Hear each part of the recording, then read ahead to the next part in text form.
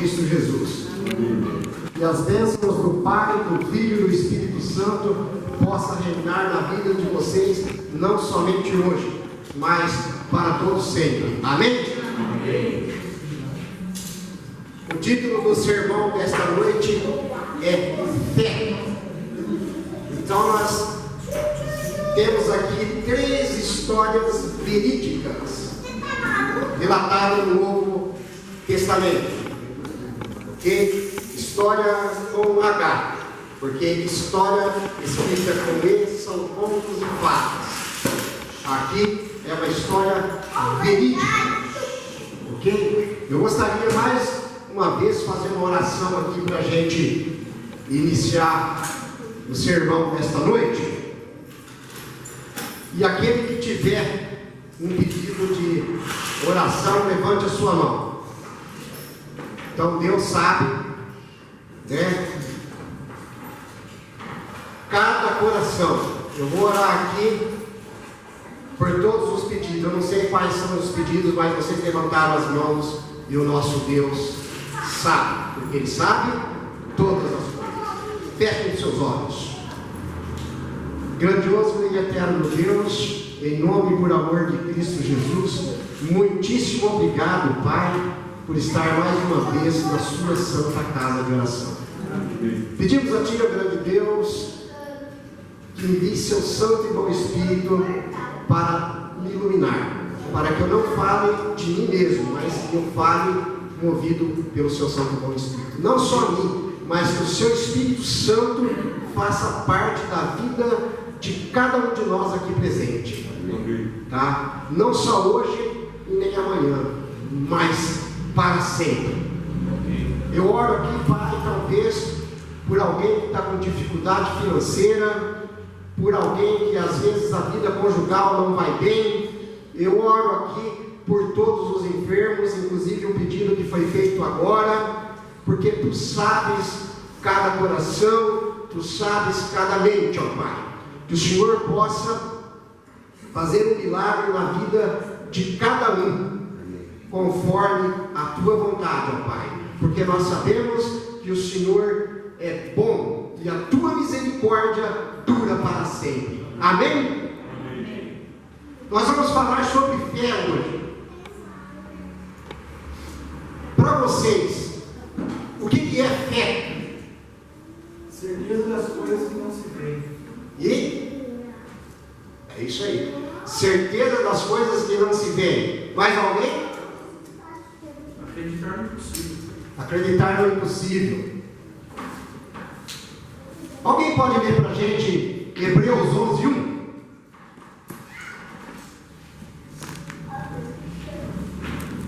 Está no telão ou não? Não, né? Coloca para nós no telão, por favor.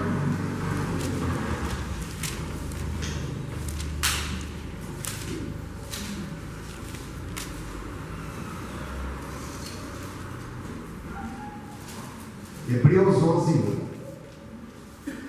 Alguém me ajuda? Ora, a fé é a certeza de coisas que elas... Vou começar de novo. Ora, a fé é a certeza de coisas que se esperam. Eu gosto muito dessa palavra, convicção. Convicção. A convicção de fatos que não se vê. Essa palavra convicção é uma resposta para tudo que nós cremos. Tenha convicção que você crê. Amém, Paulo. É isso mesmo, né? Eu pedi aos irmãos que abrissem as suas Bíblias no livro de Marcos, capítulo 10.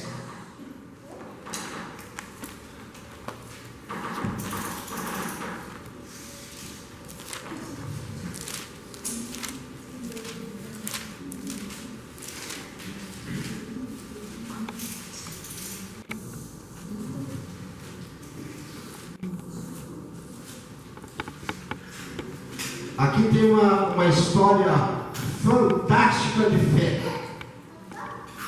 Todos abriram em Marcos capítulo 10? Acompanhe comigo aqui, o subtítulo da minha Bíblia é A Cura do Cego de Jericó. Do verso 46 ao verso 52.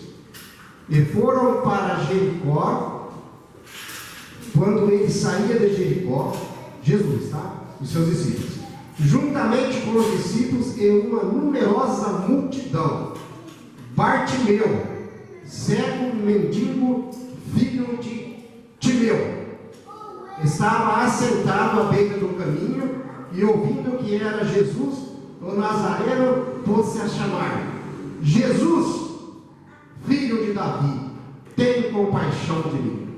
E muitos o repreendiam para que se calassem, mas ele cada vez mais gritava: Filho de Davi, tenha misericórdia de mim. Vamos parar por aí. A Bíblia fala então que Bartimeu, cego, e ele queria enxergar, assim como nós enxergamos.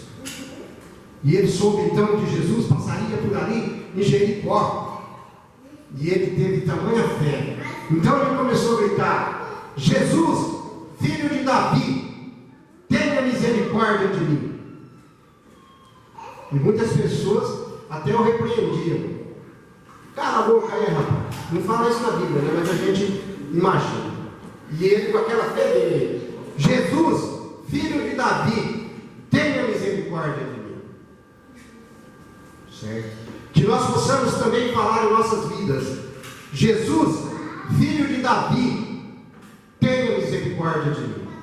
A palavra de Deus diz que as misericórdias de Deus se renovam lá? Cada manhã. Lá em Lamentações. Ok?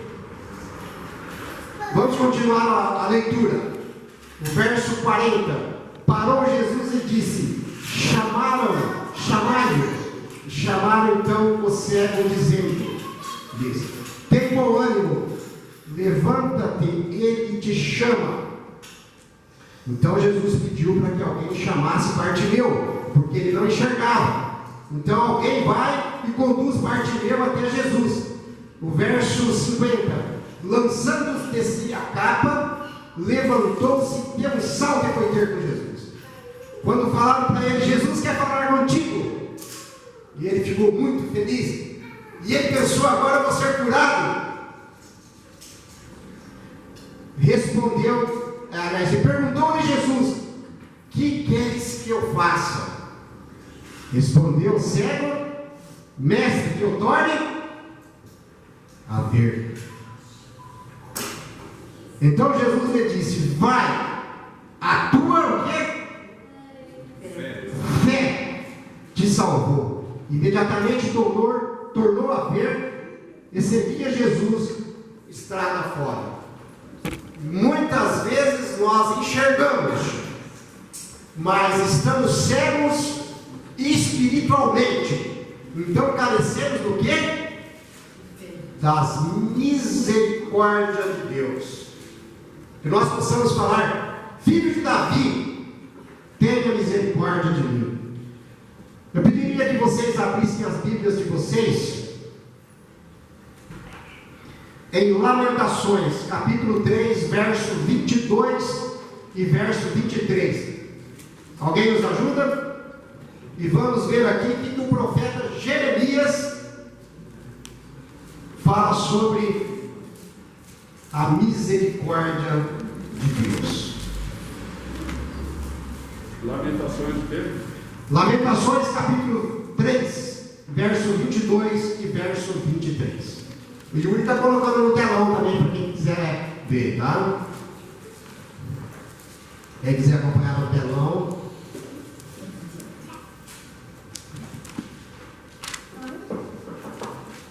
Alguém me ajuda? Todos encontraram? Olha lá, o verso 22 já está até na tela. Para quem não achou na Bíblia, lê no telão lá.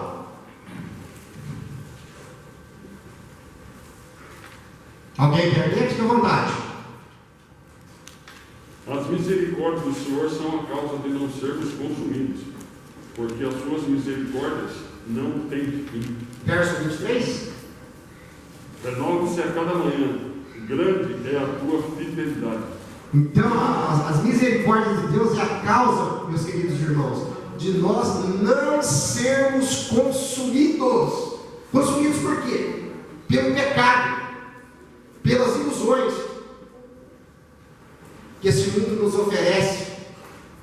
Muitas vezes nós ficamos maravilhados com algumas ilusões que o mundo nos oferece, e a gente então deixa Deus para o segundo plano. E Deus, mesmo assim, Ele tem misericórdia de mim e tem misericórdia de você. Mas você tem que ter fé e pedir que essa misericórdia, como diz aí o verso 23, ela se renova a cada manhã. Então, de manhã, quando você levantar, ore a Deus e peça misericórdia para a sua vida, que ela vai ser o quê? Renovada. Ok? Então, a gente leu aqui Marcos capítulo 10. Vamos voltar um pouquinho a página da Bíblia para Marcos capítulo 5. Marcos capítulo 5. Vamos lá, meus queridos irmãos. Mais uma história de fé. Mais uma história de fé. Eu vou ler aqui e vocês acompanhem comigo. Marcos capítulo 5, do verso 25 ao verso 34. É uma história muito conhecida de todos, né? O subtítulo aqui é a cura de uma mulher enferma, né? Grande multidão seguia Jesus. Grande multidão. Aonde Jesus passava, as pessoas se aglomeravam, porque queria ver o mestre, né? Aqueles que eram pequenininhos, que nem Zaqueu, que não conseguia subir uma árvore, né? Então várias pessoas se aglomeravam para ver Jesus. E começa a leitura a partir do verso 25. Aconteceu que certa mulher que havia 12 anos vinha sofrendo de uma hemorragia e muito padecera a mão de vários médicos, tendo despedido tudo quanto possuía, sem contudo nada aproveitar, antes pelo contrário, indo a pior. Paremos por aí.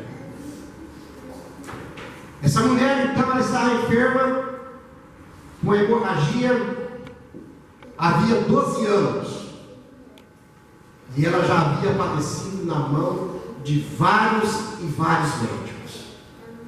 Hoje aqui não é diferente. Tem muitas pessoas hoje que estão doentes, indo ao médico aqui, um médico lá, pelo SUS, arruma um dinheirinho, paga uma consulta. É o caso dessa senhora. A Bíblia não diz o nome dela, diz que é uma mulher, né, com fluxo de sangue. Mas quantos de nós padecemos por alguma coisa? Mas nós vamos ver tamanha a fé dessa mulher. Provavelmente naquela época não existia SUS, né, irmãos? Nem Unimed, nem nada. Provavelmente ela tinha gastado muito dinheiro com vários médicos. A Bíblia não diz isso, mas nós suponhamos que seja assim, tá? E nada resolveu. Mas ela ouviu falar o seguinte, que por ali ia passar um mestre.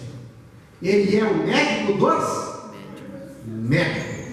Ele é o Deus do impossível. Aquilo que é possível para o homem é possível para o homem. Aquilo que é impossível para o homem é possível para Deus. Então, se você acha, meu irmão, que a sua causa está sendo impossível humanamente, entregue a sua vida nas mãos de Deus e Ele vai resolver para você, tá?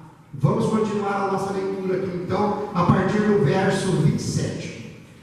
Tendo ouvido a fama de Jesus, vindo por trás dele, por entre a multidão, tocou-lhe a veste, porque dizia: se eu apenas lhe tocar as vestes, ficarei curado. E logo se estancou a hemorragia e sentiu no corpo estar curada do seu flagelo. Paremos um minuto aí. Vejamos, meus irmãos. Tamanha foi a fé dessa mulher. A multidão era muito grande. Não tinha como ela chegar até Jesus. Então ela disse assim no seu coração: se eu apenas lhe tocar, eu serei curado. meus irmãos, muitas vezes o que falta na nossa vida é esse toque, tocar em Jesus. Eu não estou falando isso para vocês, não. Eu estou falando primeiramente para mim e depois para todos. Cada um analise a sua vida, certo? Nós precisamos muitas vezes de dar um toque na ordem de Jesus. Alguém lê para mim o verso seguinte, o verso 30. Jesus, reconhecendo imediatamente que dele saíra poder, virando-se no meio da multidão, perguntou: quem me tocou nas vestes? Lê o 31 também, Paulo. Responderam-lhe seus discípulos: vês que a multidão te aperta e dizes: quem me tocou? Quem me tocou? Jesus então disse o quê? Eu senti que de mim saiu poder. Saiu poder por quê? Porque tamanha era a fé daquela mulher. Ela falou assim: ó, apenas tocar. E os discípulos disseram a Jesus: olha a multidão aqui, mestre, um encostando no outro. Quem já foi na Feira das Nações aqui quando está lotado? Não dá nem para andar, às vezes você vai esbarrando uma pessoa no outro, né? Imaginamos Jesus então no meio daquela multidão, um trombando no outro, todo mundo querendo ver o mestre, e de repente Jesus disse: quem me tocou? Os discípulos disseram assim: olha, mestre, quem me tocou? Olha quantas pessoas tem aqui. Mas ele disse: eu senti que de mim saiu o poder. Então foi um toque de fé. Eu senti que de mim saiu o poder. Verso 32. Ele, porém, olhava ao redor para ver quem fizera isso. Então a mulher, atemorizada e tremendo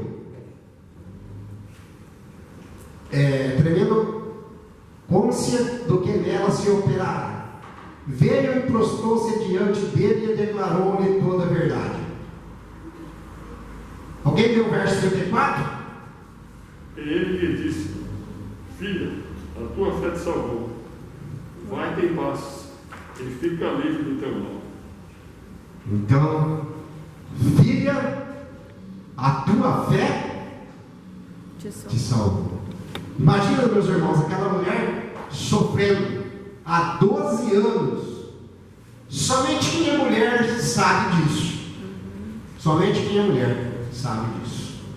Sofrendo 12 anos com fluxo de sangue. E nada conseguia curá-la. Gastou tudo que tinha com os médicos.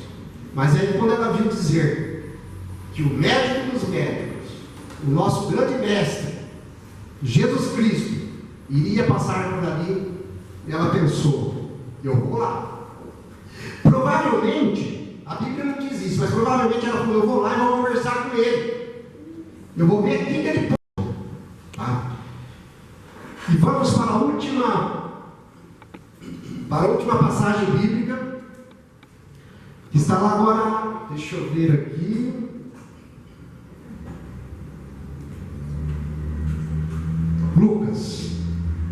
Lucas capítulo 7. Abrimos nossas Bíblias em Lucas capítulo 7.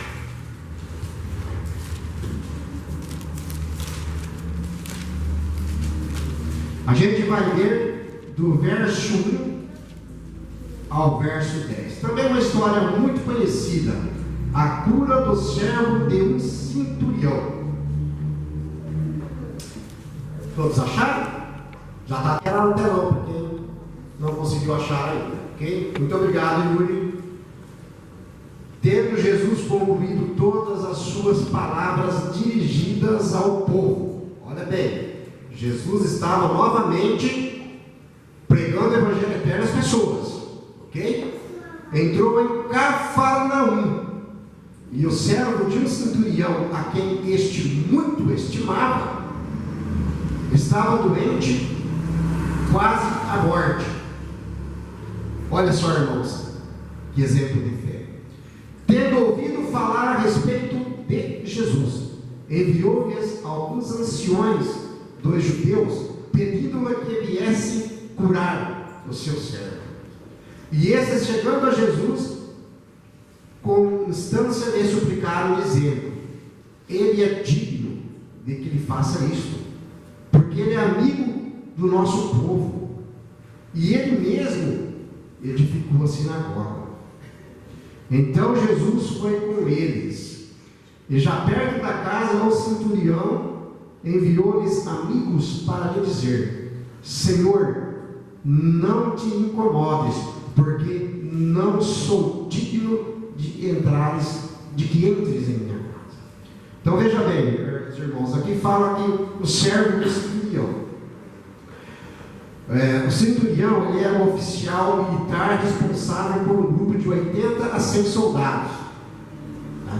Estimava muito valorizado, fosse por questões de trabalho ou amizade. E provavelmente, como diz esse centurião, esse seu servo, ele era um servo muito querido, um servo muito amado. E o centurião, então, vendo que Jesus estava em Cafarnaum, provavelmente aquele enfermo estava muito grave, não podia sair do seu leito, e ele também não podia deixá-lo sozinho. Ele disse aos outros: vá até Jesus, conte a história, diga para Jesus curar o meu servo.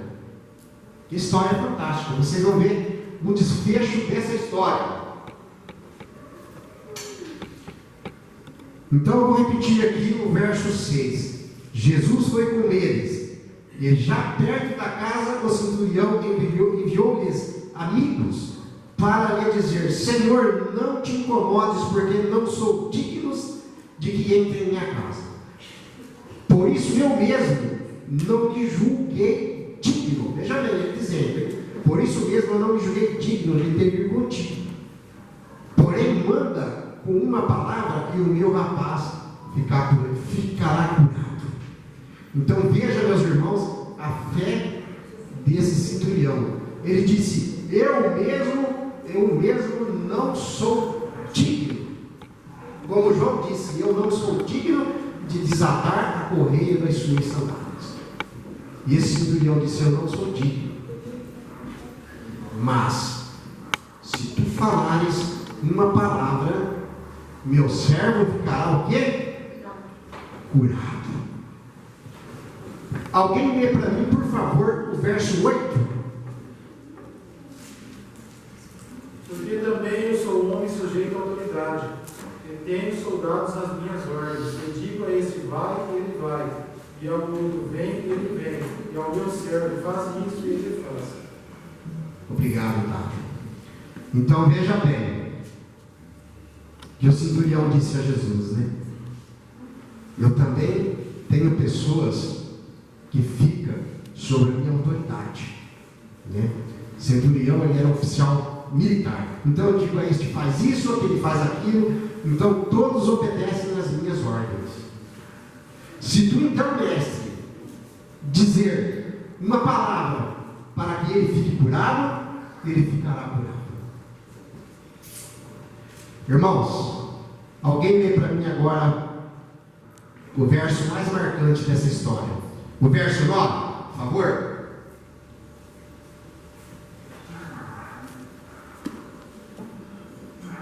Já está no telão também, tá? O que diz o verso 9? O que Jesus disse a respeito desse centurião? Jesus, ouvindo isso, admirou-se dele, e voltando-se para a multidão que o seguia, disse: eu vos afirmo que nem mesmo em Israel encontrei tamanha fé.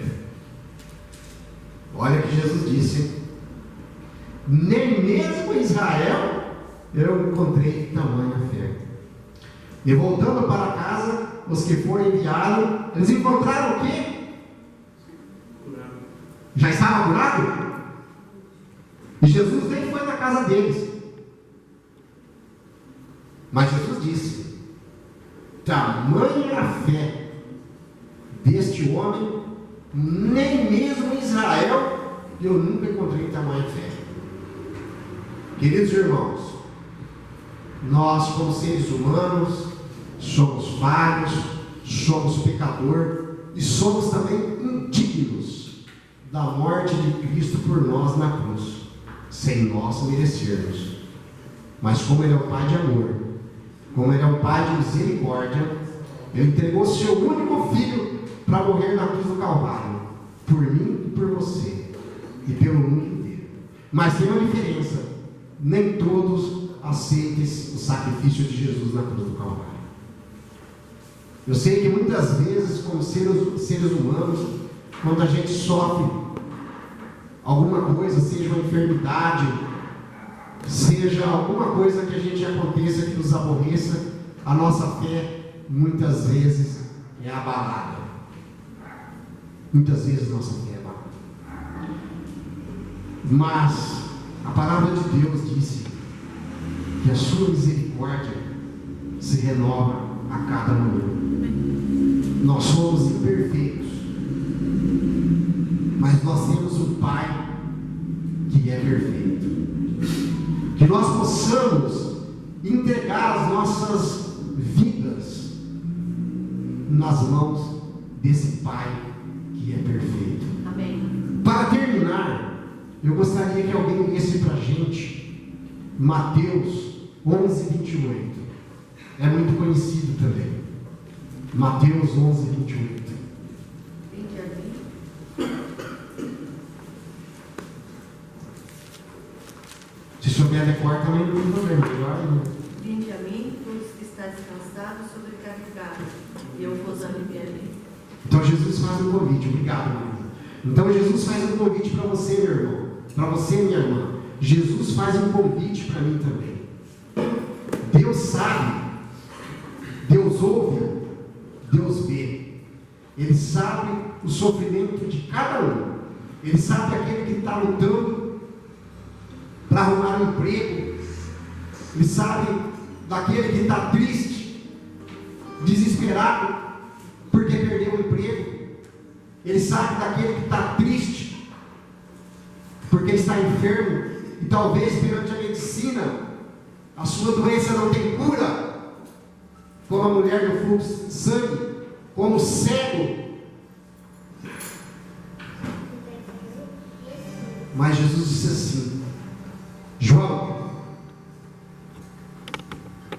a todos vocês que estão aqui, não desanime, vinde a mim, vinde a mim.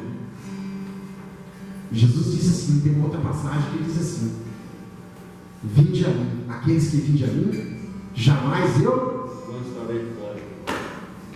está aí. Vinde a mim, aquele que vir a mim, eu jamais lançarei fora. Que nós possamos restaurar as nossas vidas perante Deus. Maranata, O Senhor já veio. então vamos cantar Maranata.